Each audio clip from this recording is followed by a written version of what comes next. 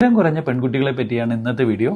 2 ദിവസം മുന്നേ ഒരു അമ്മ അവരുടെ പെൺകുട്ടിയെയും കൊണ്ട് എൻ്റെ അടുത്തേക്ക് വന്നു. അവർക്കൊരു 14 വയസ്സാണുള്ളത്.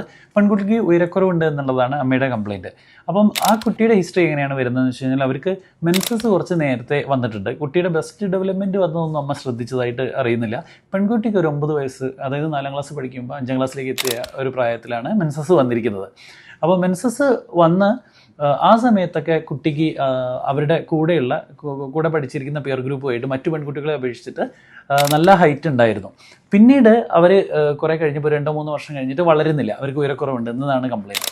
അപ്പം ആളുകൾ കൃത്യമായിട്ട് മനസ്സിലാക്കേണ്ട ഒരു കാര്യമുണ്ട്. പലപ്പോഴും ഉയരക്കുറവ് മെൻസസ് നേരത്തെ വരുന്നതുകൊണ്ട്, അല്ലെങ്കിൽ ബ്രസ്റ്റ് ഡെവലപ്മെൻറ്റ് നേരത്തെ വരുന്നതുകൊണ്ട്, നേരത്തെ ഉണ്ടാകുന്ന കൗമാരം അതോ പ്രിക്കോഷ്യസ് പ്യൂബർട്ടി മൂലമുണ്ടാകുന്ന ഉയരക്കുറവ് പിന്നീടാണ് നമ്മൾ തിരിച്ചറിയുക എന്നുള്ളതാണ്. അപ്പോൾ നിങ്ങളുടെ പെൺകുട്ടിക്ക് ചിലപ്പോൾ ബ്രസ്റ്റ് ഡെവലപ്മെൻറ്റ് ഒരു 8 വയസ്സിന് താഴേക്ക് അല്ലെങ്കിൽ 9 വയസ്സിന് താഴേക്കൊക്കെ നേരത്തെ ആയിട്ട് വന്നിരിക്കാം.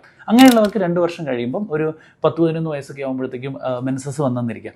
ഇങ്ങനെ വരുന്നവർക്ക് ആദ്യ കാലഘട്ടങ്ങളിൽ ഒരു പ്യൂബർട്ടൽ ഹൈറ്റ് സ്പേർട്ട് വരുന്നത് കൊണ്ട് അവർക്ക് അവരുടെ ഹൈറ്റ് എന്ന് പറയുന്നത്, ഉയരം എന്ന് പറയുന്നത് അവരുടെ കൂടെയുള്ള പെൺകുട്ടികളെ അപേക്ഷിച്ച് കൂടുതലായിരിക്കും. അതായത് അവരുടെ പാറ്റേൺ സാധാരണയായിട്ട് പോവുക, പെൺകുട്ടികൾ ഈ പ്യൂബർട്ടൽ ഹൈറ്റ് സ്പേർട്ട് അഥവാ കൗമാരത്തിൽ പെട്ടെന്ന് ഹൈറ്റ് കൂടുന്ന അവസ്ഥ, അത് ആൺകുട്ടികൾക്കും പെൺകുട്ടികൾക്കും ഉണ്ടാവുക. പെൺകുട്ടികൾക്ക് സാധാരണയായിട്ട് ഉണ്ടാവുക ബ്രസ്റ്റ് ഡെവലപ്മെൻറ്റ് തുടങ്ങിയിട്ട് മെൻസസ് വരുന്നതിൻ്റെ ആ ഗ്യാപ്പിലുള്ള 2 വർഷത്തിലാണ് വരിക.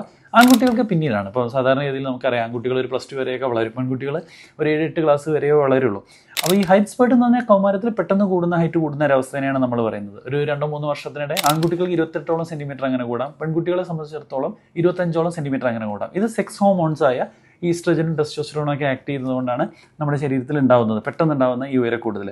അപ്പോൾ പലപ്പോഴും പെൺകുട്ടികൾക്ക് ഈ പാറ്റേൺ പാരൻസ് നോക്കുന്ന സമയത്ത് പെൺകുട്ടികൾക്ക് മെൻസസ് ഒക്കെ പെട്ടെന്നാകുന്നു, ആ സമയം കൊണ്ട് പറഞ്ഞാൽ അവർക്ക് ഹൈറ്റ് കൂടുന്നു. പലപ്പോഴും ക്ലാസ്സിൽ അവർക്ക് ബാക്കിയുള്ളവരെ അപേക്ഷിച്ച് ഉയര കൂടുതലോ അല്ലെങ്കിൽ സമാനമായ ഉയരമുള്ളവരും ആയിരിക്കാം.